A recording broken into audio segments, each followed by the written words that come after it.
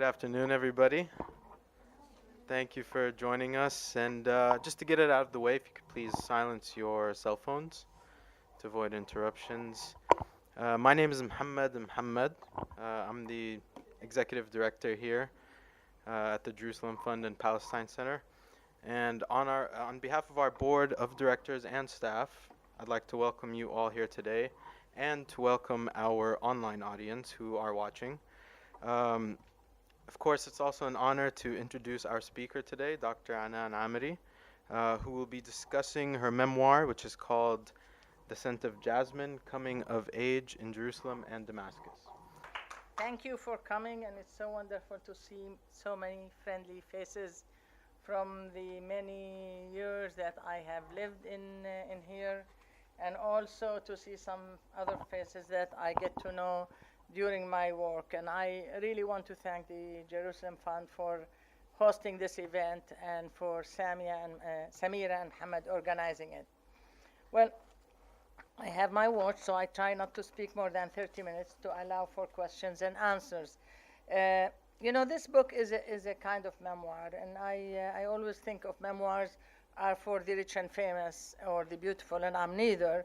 But I also believe that I lived in an era in the Arab world that was very exciting and engaging, and most people don't know really about it. And the book I titled it Scent of Jasmine because Damascus is known to be the city of jasmine. And I was born in Damascus, and so were all my siblings, because my mother was from a Syrian family, Damascene family, and my father was Palestinian. And wherever we moved, whatever house we lived, my mother will bring a plant of jasmine from Damascus and plant it in our house. So that scent is very, to me, is Damascus, it's home, it's a comforting place. And Jerusalem is a city where I became aware. When I was born, although I was born in Damascus, my family was living in what became West Jerusalem. Jerusalem, remember, before 1948 was one city. There was no East Jerusalem, no West Jerusalem. When West Jerusalem fell under the Israeli occupation, the west part of Jerusalem, it became West and East. So my family was living in the west side of Jerusalem. In 1948, they had to leave and move to the east side. And Jerusalem, to me, and Damascus, is that cities that I was born in, came of age on. My first earliest memories of life happen to be in Jerusalem. And not that only they have their impact on me, I think their impact on humanity. They're historical cities.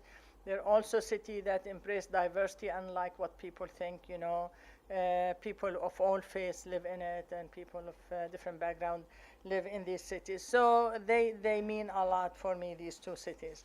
And the format in this book, I started writing it, believe it or not, in 1993 when I took a year sabbatical, and I always loved to write, and I started writing. And it came in a format like certain events that happened in my life that I thought they reflect or left their impact on me, like 48, or the first demonstration I went into, or when I went to a missionary school in Lebanon, how did that affect me? So it came, and then start to emerge as a memoir, but initially I wrote them as, so they're vignettes, they're not necessarily linked to each other. It's not like your traditional memoir. And my grandfather, as mentioned, was a very wealthy Damascene merchant, and my father came from a more urban middle class in Jaffa. And my mother family was extended family, rich family, all the family come together. So it was happy place to be. While on my father's side, 48 happened, I was only 3.5 years old. So all the stories, all the memories are sad. I never met my father relative because they dispersed in 48 in different parts of the world. So that was the sad part where people sat and talk about 48 and the loss. And it wasn't a loss of a home, or there was 850,000 Palestinians, displaced from their home when Israel was created.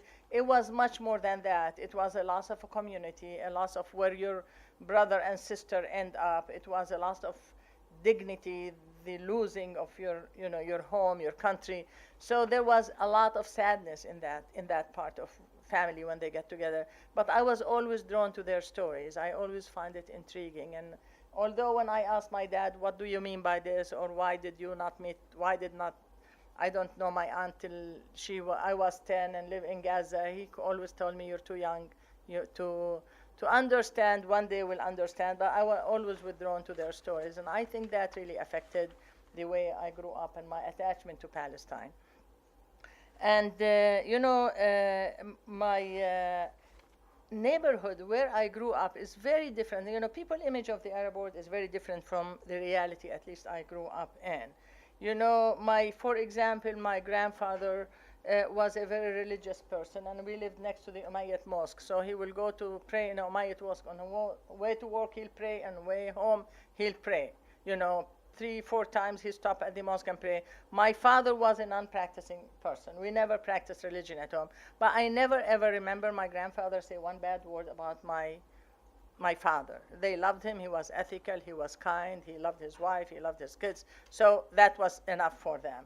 And on the other hand, my uncle was, on my mother's side, was really a conservative politically, and my father was a leftist. But, they were friends, my neighborhood in Mango Street where I grew up in Amman, they were Palestinian, Jordanian, Syrian, Lebanese, Christian, Muslim, Armenian, Circassian, Assyrian. And we all went to the same school, lived together, we played together, and we never thought of us versus them, And, I also grew up with very strong women. If you read the book, you realize how much strong women between my aunts and my mother, and on both sides, my aunts on my father and my mother. And my mother had a circle of friends, of strong women. They were artists, politicians, activists, educators, and they never used terms as feminist or, women liberation. But from them, you learn that the sky is a limit for you as a woman, and you can do whatever you want. So what I'm going to do, if people buy this book, and I hope you do, of course, every author likes people to buy their books. I really would like you to read, people skip the introduction, but I very strongly suggest you read the introduction because it really frames these stories. When you read the story, it is within a context.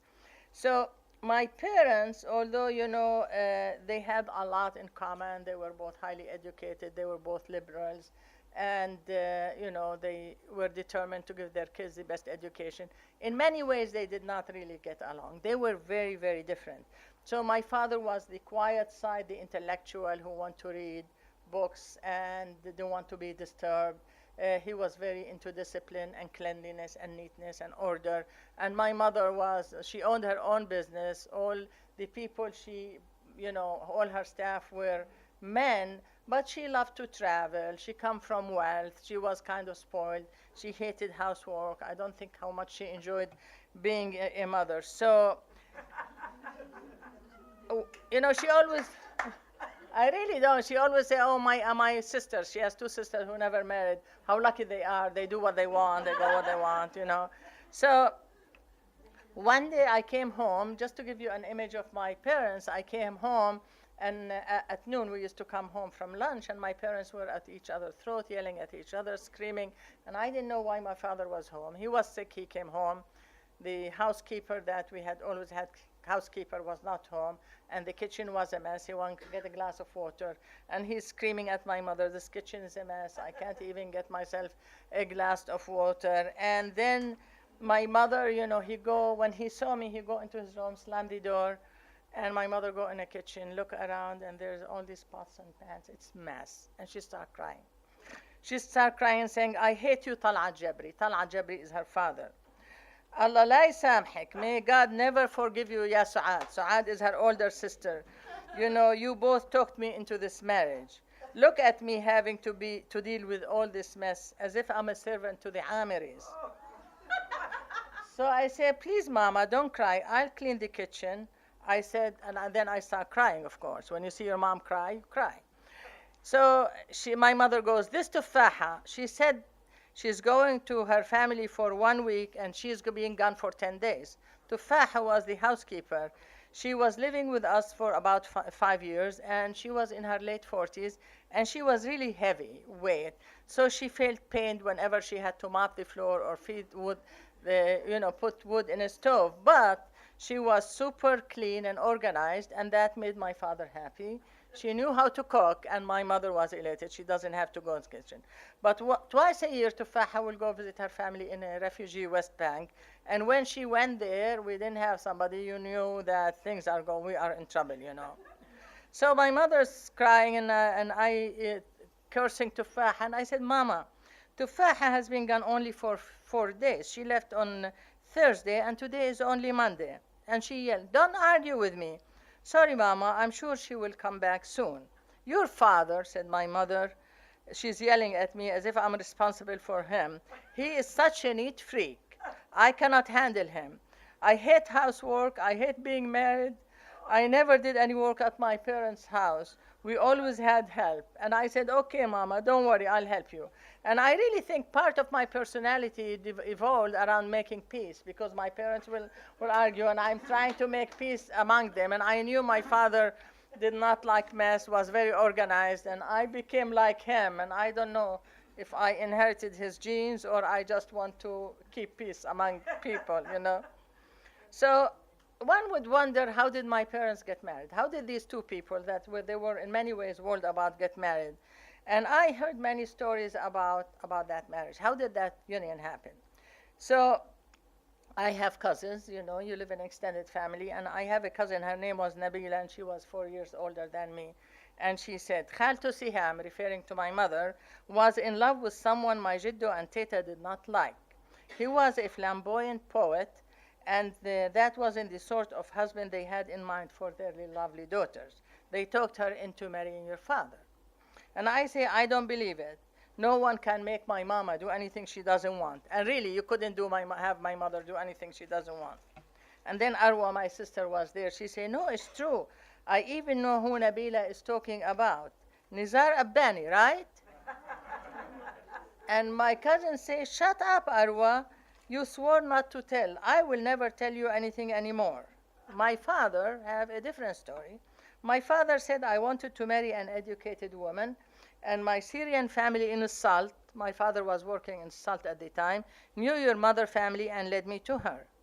My mother said, no, that's not what happened. When I met your father, I felt an immediate attraction for him because he looked like Gandhi. My father was very dark. I was young and foolish.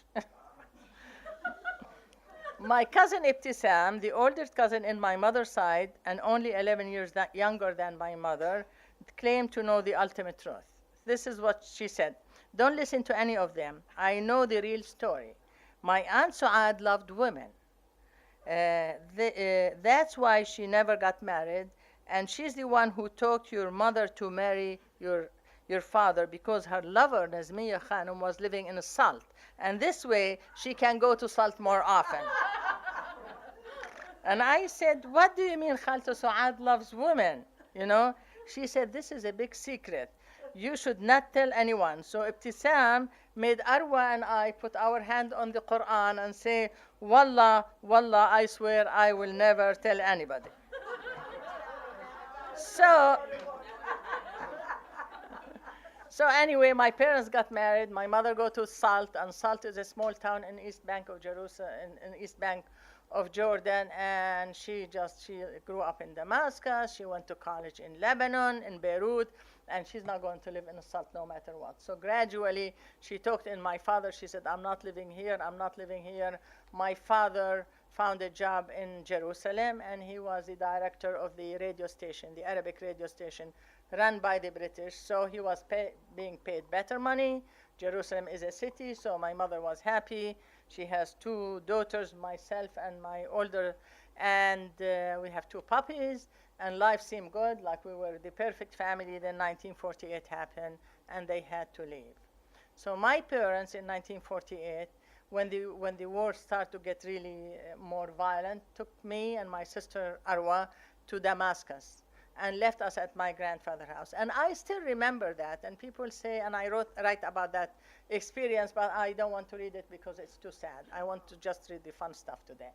So they say, how do you remember you were 3.5? And I remember, number one, it was very dramatic for me to be separated from my parents at that age. Number two, the tradition of storytelling is very ingrained in our culture. When I was growing up, there was no television. We didn't go to a restaurant every other day. We didn't go to movies every other day. The entertainment was people visited each other. So people will come together, and what do they talk about? They tell stories. And they keep telling what happened in 48, what happened when this happened, what this happened. And by keep telling this story, they really keep your memory alive. So I spent a lot of time in my grandfather's house. They sent us there when we spent about a year. Then every summer, every holiday, whenever my mother mad at my dad, she dragged her kids and go to Damascus. Whenever she needed a break from the kids, and she always needed a break from the kids, she sent us to Damascus in the summer, in the holiday. And it was a wonderful thing she did, because here you have an extended family, and they were fun-loving, and you live in the old city of Damascus, which is really majestic. So I'm going to read a little bit about Damascus and about there. This is in my recollection in 55. I'm about 11 years old. We emerged from the various parts of my grandfather's house and gathered in the courtyard. The day was still bright, and the sun had softened a little bit, allowing a gentle breeze to cool the place. The aroma of Turkish coffee mixed with cardamom filled the air, sign that my two aunts, with whom we spent most of our summers, were up from their nap. My Jidda's house was large and grand. 28 rooms occupied 3 floors. The large courtyard, with its colorful tiles, flowing fountain, cooing pigeons, and scented flowers, made the place feel magical. One couldn't but be mesmerized by the sounds and smells this house had to offer.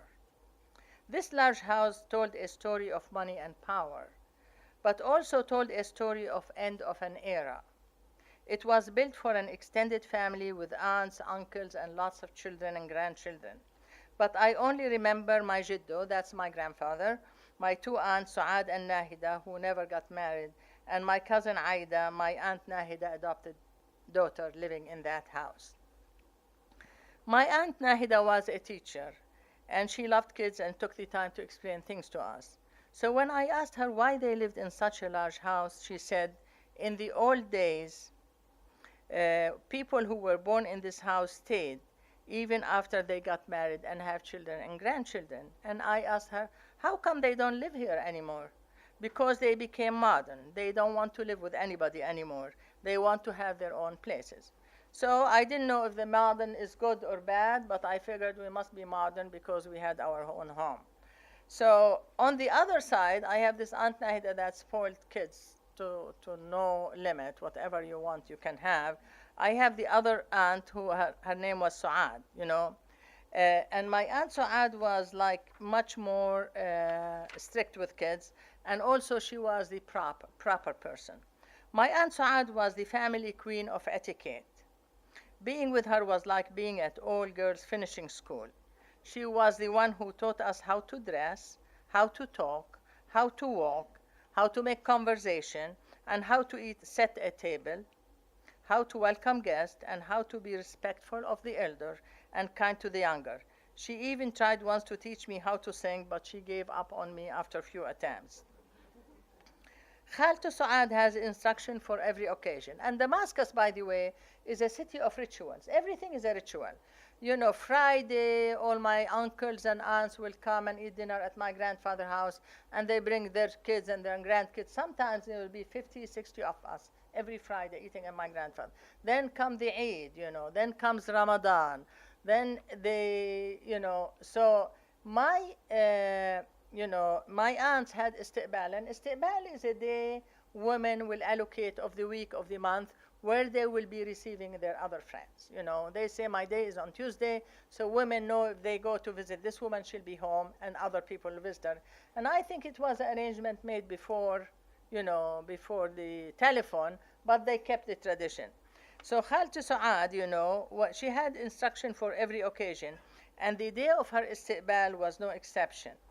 Before heading for her afternoon nap, she would tell us, today I want all of you to have long naps. I don't want you to hear you talking, playing, or arguing. Arwa and Ayman, these are my brother and sister, you sleep in my room. Anan, Susu is Saad, my sister, and Aida, my cousin, you go with your aunt Nahida. And Maisa and Nabila, and these are the older cousins, you go sleep in the qa'a. And the rooms had names because the house was so big. So when they say you go sleep in a qa'a, you knew which room.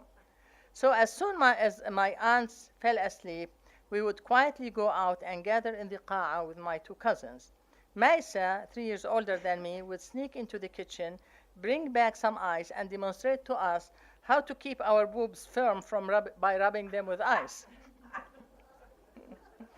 I want to try it, Maisa. Please give me some, I begged. But you don't have any boobs. I do, Arwa said. Lifting my dress, I would place the cubes on my flat chest, only to watch them slide down and melt. The water would run down my belly and get caught in my underpants. Look, Maisa, Arwa is right. I don't have any. Don't worry. You're only 11. You'll have some soon. And I did, okay? So at that age, living with the extended family, our parents will not talk to us about sex, will not talk about property. It wasn't a conversation you have with your kids. But you have your older cousin, and they really take care of you. By the time you hit puberty, you know everything, where kids come from and everything you can think of. So, as I said, Damascus is everything is a ritual. And my grandfather had this housekeeper who lived with us from the day Saad was born, and she died with them. I mean, she came as a young woman. She lived with them all her life. She was part of the family. And she and I had a special bond. I really liked her a lot. So, and the Syrian, they love, like all cultures, I think we have this love-hate relationship with our oppressors. We like to be fair in color, okay? So my grandfather used to call me Sudana, a term of endearment in reference to Sudan because of my olive skin was much darker than the rest of his family. My great-grandmother was a Turkish blonde, and that was my mother's family source of beauty and pride. Even my mother, who claimed to be married my father because he looked like Gandhi, would say, my father is very beautiful, so are his 7 sisters. They're as white as milk, blonde eyes, just beautiful. Well, I wasn't that blonde, as you can see. So when I was growing up, my Damascene relative talked a lot about girls and women beauty. My older sister, Arwa, was very beautiful. People would call her, she looked like Sophia Loren. My 2 cousins, Nabila and Ibtisam, won the beauty pageants, okay? So for me, between Sophia Loren and beauty queens, I couldn't grow up thinking that beautiful until I went to college. Thank God to boys. Boys are wonderful. So one summer when we were at my grandfather's house, I got my first period, and I didn't really know what was happening. So I started crying, Fawzia, please come here. I'm bleeding. I don't know what's happening. So she hugged me and kissed me. She said, oh, congratulations, you're a woman now. I said, what do you mean I'm a woman now? And what's so happy about bleeding?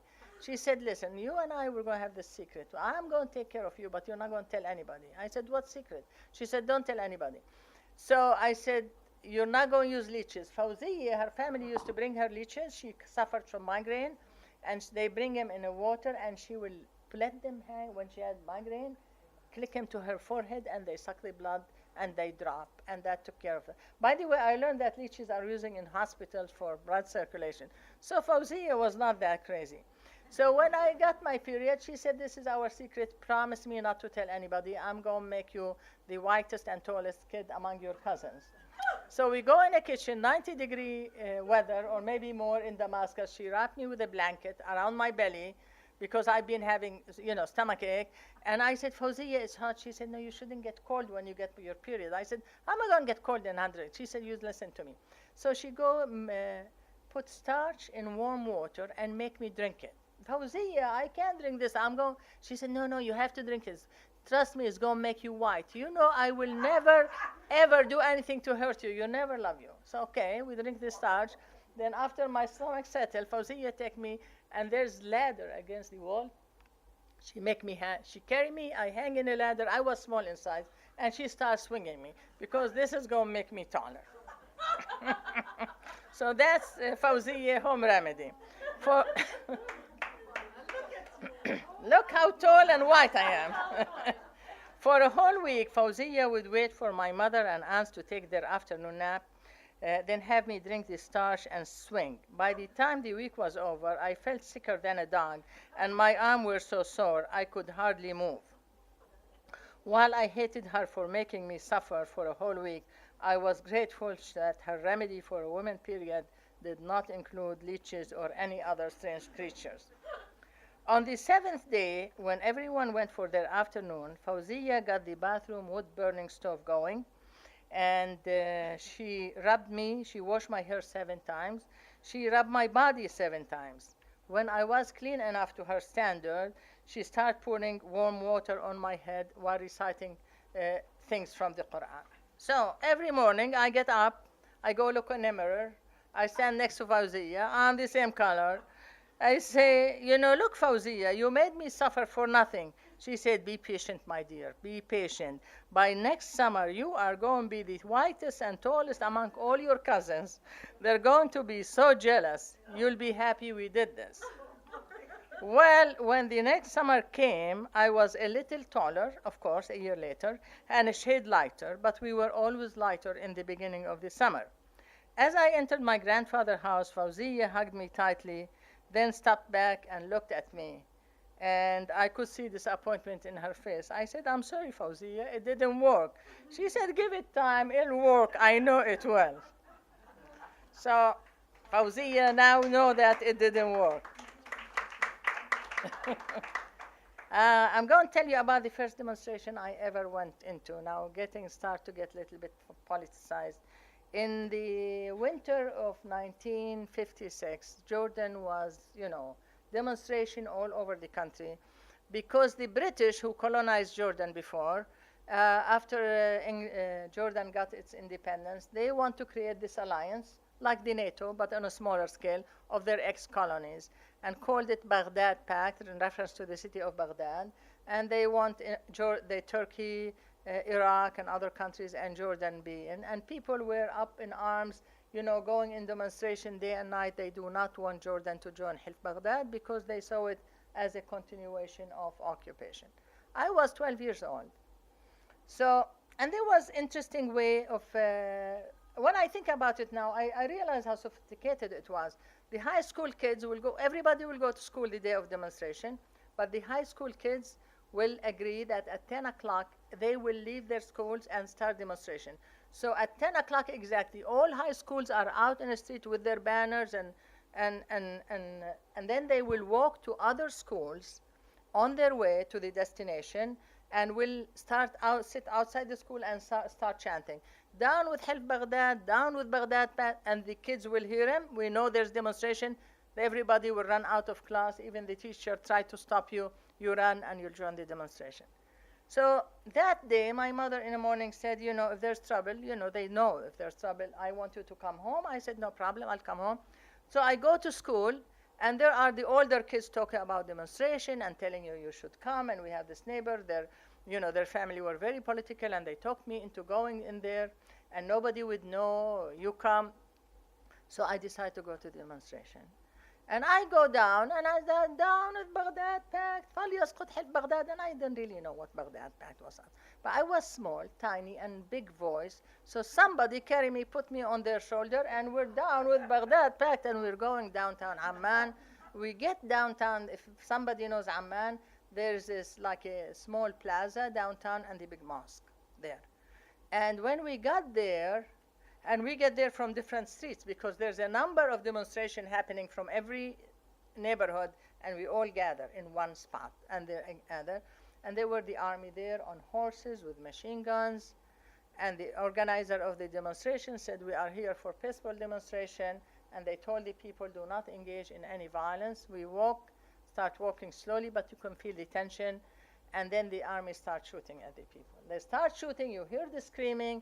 And the people with the microphone say, go to the mosque, go to the I forgot the name of the suq there. Just go, do not engage in violence, go. So I don't know how I jumped off the guy's shoulder. They had tear gas, I was crying.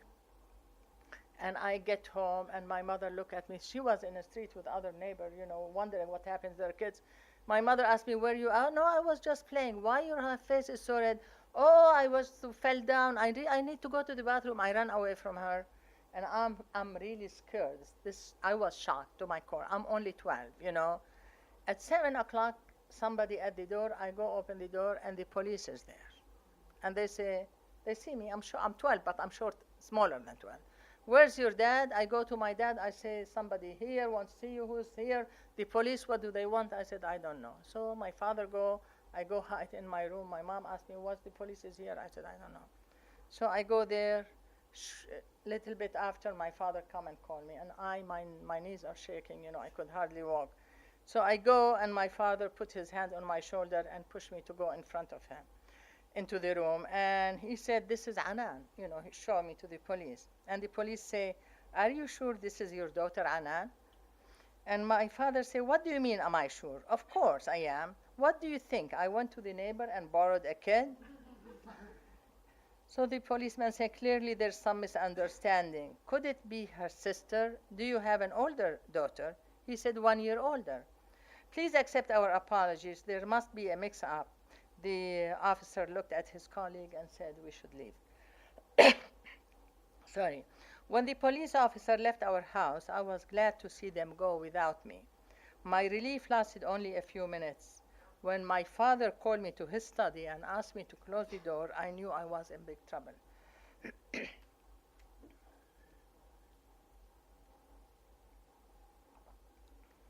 Then he said, "Anan, where were you today?" "I was at the demonstration." I couldn't lie. "My father, you can commit any crime on earth you want. We'll get away with it, but do not lie to him." That was the maximum sin you could commit. I said, "I was at demonstration." He said, "Didn't your mother tell you to come home immediately in case there was trouble?" "Yes, Baba, she did." "Then why did you go to the demonstration?" I thought of a good answer and then said, "Because we are against Help Baghdad Pact. We're against Baghdad Pact." My father remained quiet. I could see he was trying to hide a smile, but I was too scared to trust my eyes. He looked at me and he said, "Who are we?" "We decided." "And what do you know about Help Baghdad?" I said, "I'm not sure. I know it's a bad thing." So he said, "Well, next time you don't participate in a demonstration if you don't understand what it's about." I said, "Yes, Baba, you can go now." I left my father's study and went to my bedroom as quickly as I could, just in case he decided to change his mind and punish me.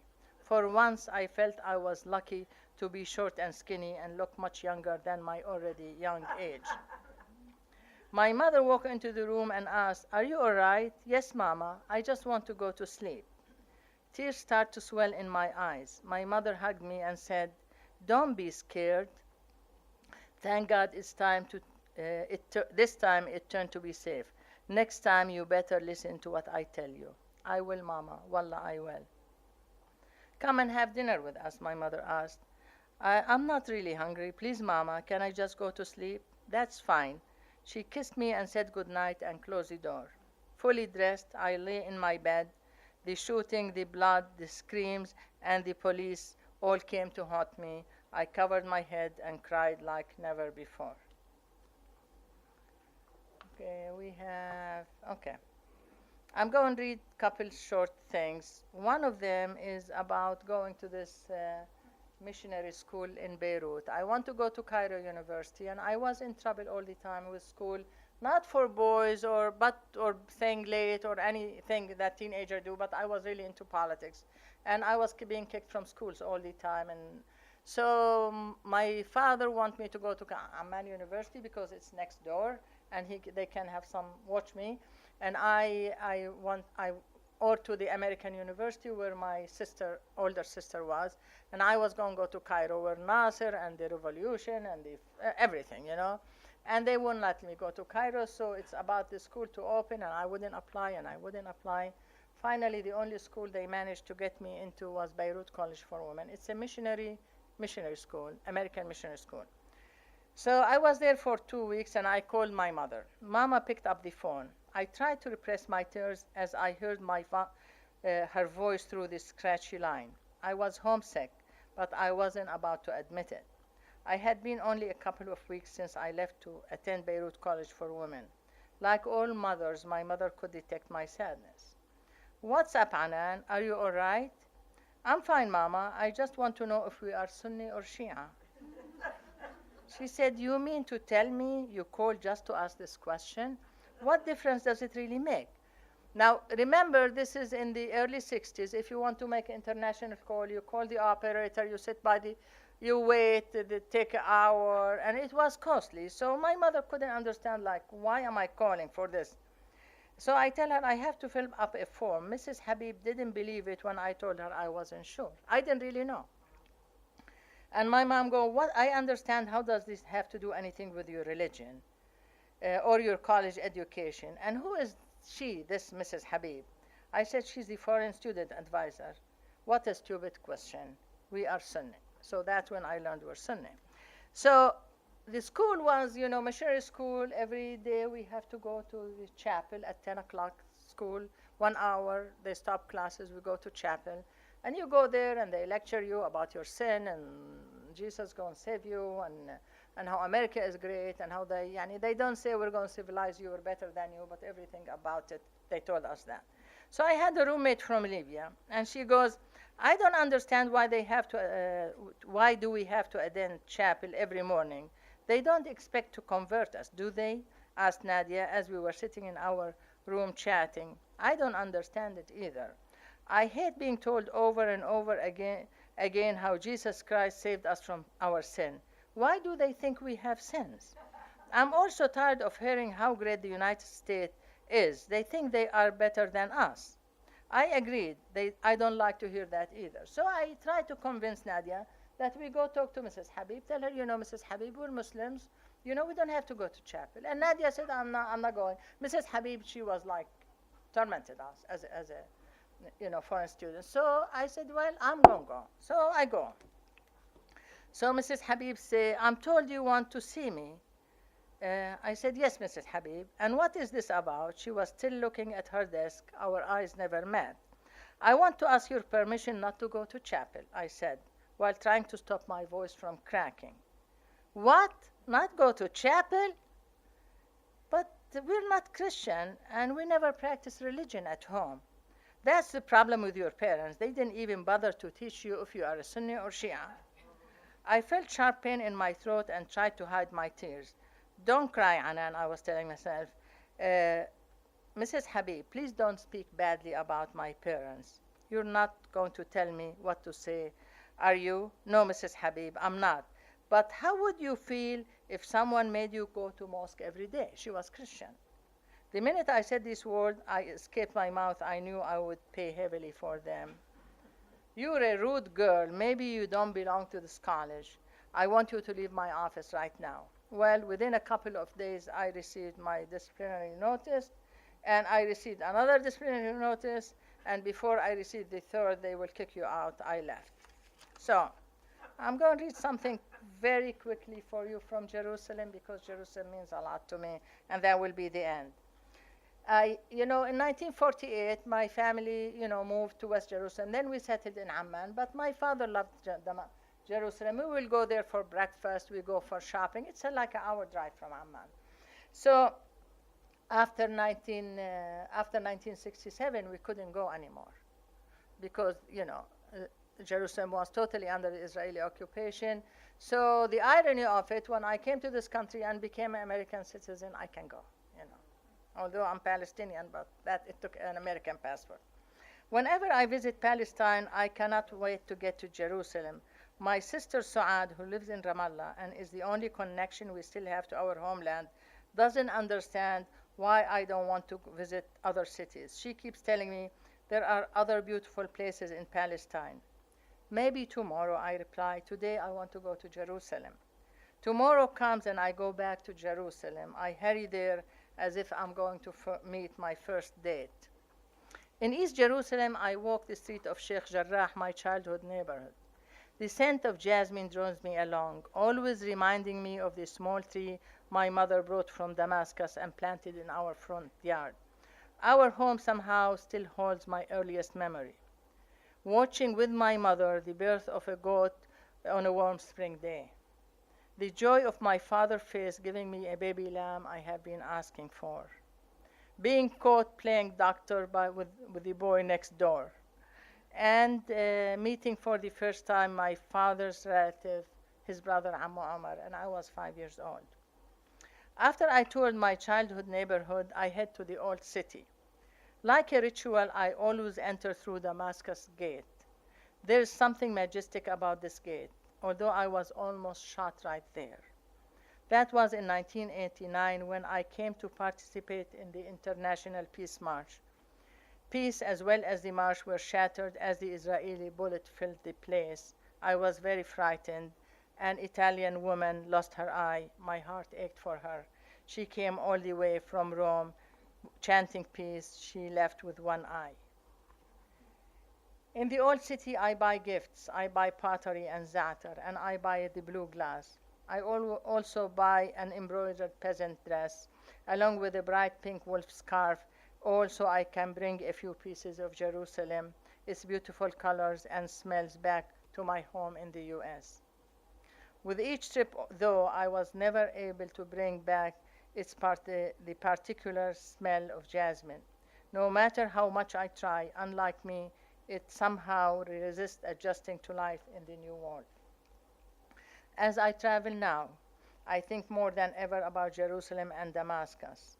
I think of my hard-working parents who are no longer here, my mother free-spirited independence, the way she herself loved to travel and explore, her fearless encouragement to reject the assumption that men are more intelligent or competent than myself, and her belief that I could do and be whatever I want and accomplish whatever I set my mind to.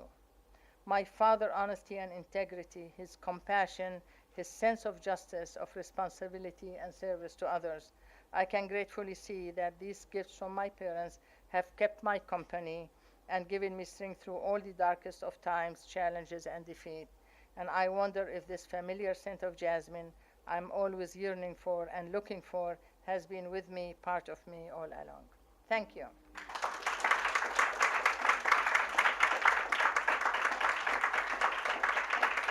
Thank you. Thank you.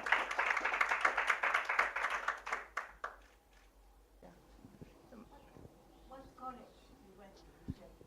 I went to, it was called then Beirut College for Women. Now it's the American Lebanese University, I think. ALU, American Lebanese University. My mother went there also, yeah.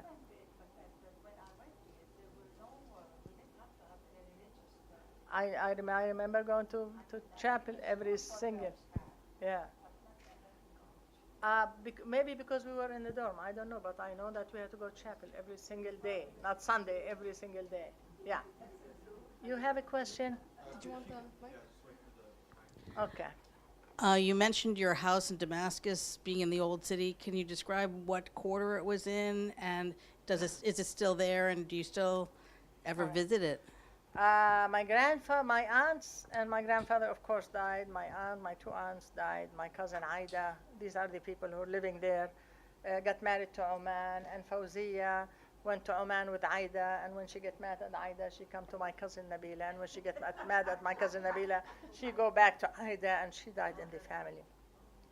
After my aunts, they closed the house and was closed for a few years and started to fall apart. Then one of my cousins, my uncles on my mother's side, decided to open it as a restaurant. And if you Google it now, actually, Jabri, Jabri, Jabri restaurant, you see it. It's a beautiful house. It's not far from Suq al-Hamadiyya or the Umayyad Mosque. The neighborhood was called the Shari' is Sawaf. Al-Assa' is the neighborhood. And on one side, where you go towards the Umayyad Mosque, then Suq al-Sagha, Bzuriyye, Suq al-Dahab, Suq al-Sagha هو سوق الذهب, الحريقة, and Suq al-Hamadiyya, and al-Mistkiyya, which was the library, old library, a whole market of the old library was there, but it's not there anymore. They renovated the area. They found some ancient Roman ruins there, yeah, in that neighborhood. So Your family doesn't own it anymore. Yes, the family owns it. Your family still owns Yeah, it? my family owns it, and my cousin ran the place. Ran it as a restaurant, but it's collectively owned by the family. Yes. Hi. Hi. It's okay.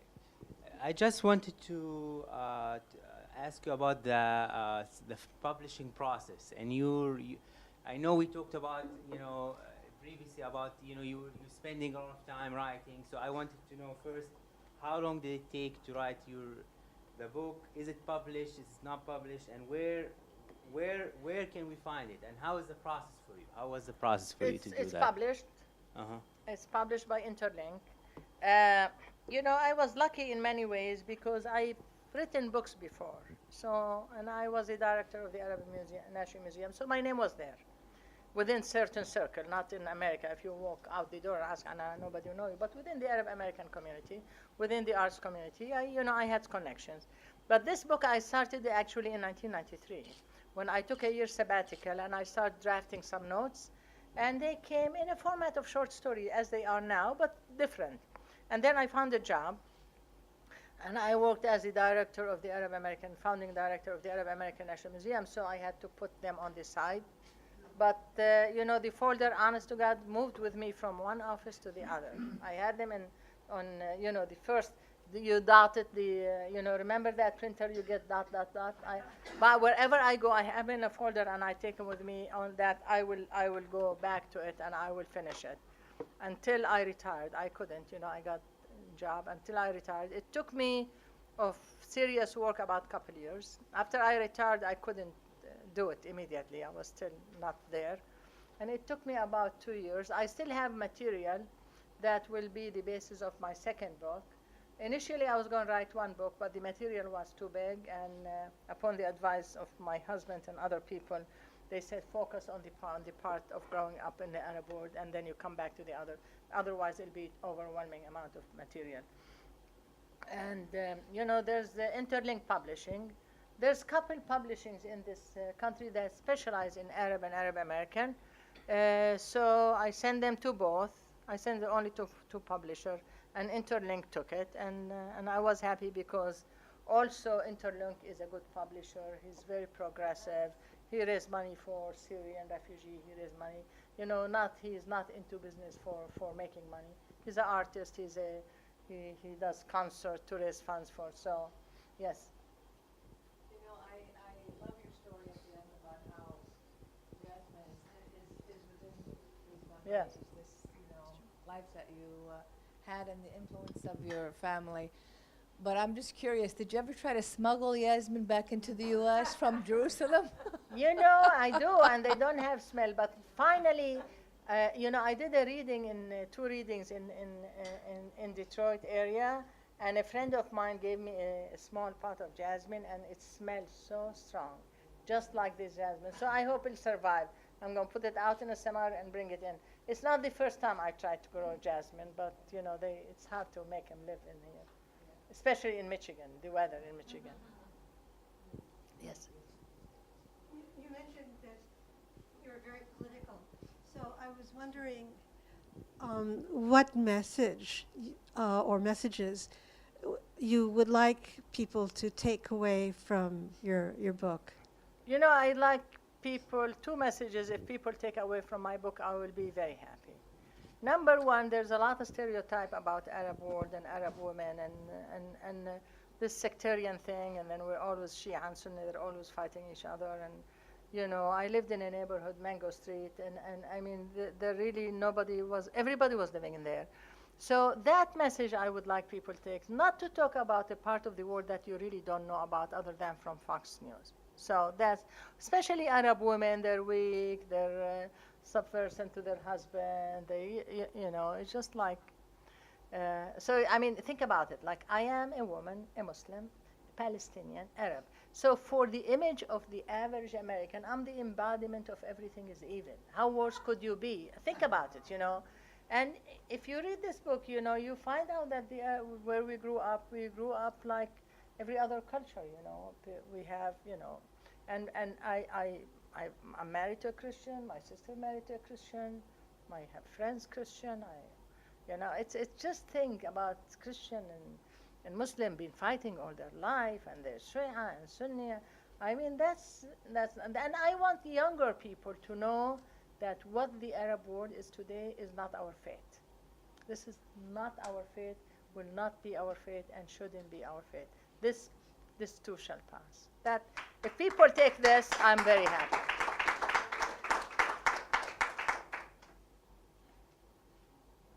Yeah, Albert. First, thank you for all of your work in the Thank you. community for the years and Thank you. decades, and for these books. Is it possible that you may form some sort of organization or movement to bring other books out? We see other communities writing very prolifically about things that happened 100 years ago, yet our community is unfolding, and we're not seeing the tons of books on Palestine and now in Syria. Second question, with the crisis in Syria, I know you identify as a Palestinian, but are you becoming more and more Syrian every day with this tragedy unfolding? You know, I identify for Palestinian because I really believe that Palestinians have a very just cause. You know, we are the Native American of the 20th century. That's who we are, you know. If people would like to make it very complex, it's not complex, you know.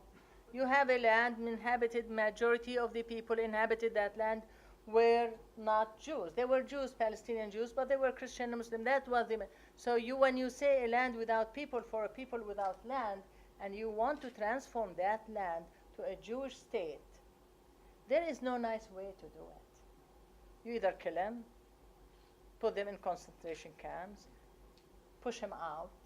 So you identify with it as a cause. And I spent a lot of my life, you know, in that cause. And I also grew up, came of age in the rise of the Palestine Liberation Movement and the Palestinian identity. Syria, you know, you identify, like 5 years ago, I was more identified with Iraq, although I never lived in Iraq. You know, you sit there and you know Damascus and you know the Syrian people. They're the most refined people on earth, not because I'm how. You know, Damascus is the oldest inhabited, continuously inhabited city on earth. It has the oldest church on earth.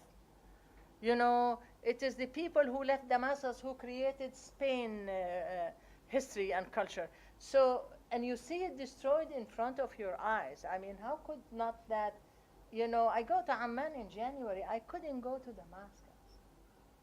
You know, that breaks your heart. You know, that really, really breaks your heart. We see Syrian refugees in where I am, in Michigan, all over. You go to Europe, you see them sleeping in a train stations. How could you not identify with these people? You know? As far as, I mean, there's Interlink, and they're good publishers, and they publish for Arab. When I was at the museum, we created Arab American Book Award, and it's still going, and each year, you know, the museum acknowledges certain people who publish in all areas, fiction, nonfiction, you know, poetry and short children's stories. But I really don't want to do organizing anymore. I volunteer in 2 organizations that are close to my heart, and I really want to spend my time. I feel I earned my time to write the books that I like to write. I really feel I earned it, and I don't feel guilty about it. Was this your first, I mean, you've written books before, but first sort of personal? This is my first personal, and it falls in the, I mean, I'm not into categories. It's what they call, you know, creative nonfiction. It is my first of this. I wrote more about Arab American school kids, you know, about, yeah. Okay, thank you very much. I really appreciate it.